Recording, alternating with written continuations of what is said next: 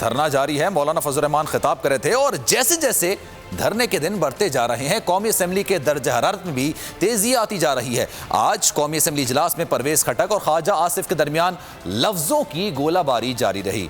Speaker रोकते रह गए मगर दोनों रहनुमा एक दूसरे पर इल्जामात की बौछार करते रहे। आइए देखते हैं ऐवान में आज क्या कुछ हुआ।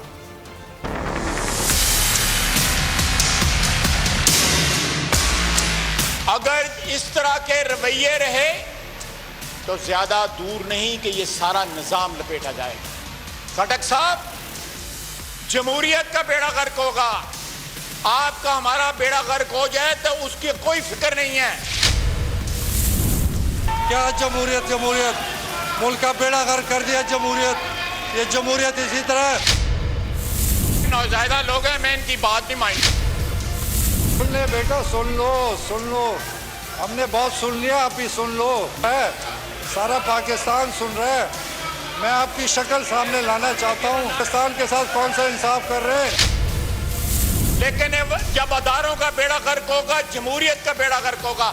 आपने ये बीज बोए हुए हैं जिनका आपको आज सामना करना पड़ रहा है। ये आपके बीज बोए हुए हैं। आप कंटेनर पे चढ़ के डांस करते थे खटक साहब, मुझे नहीं पता था कि आप ये भी काम करते हैं।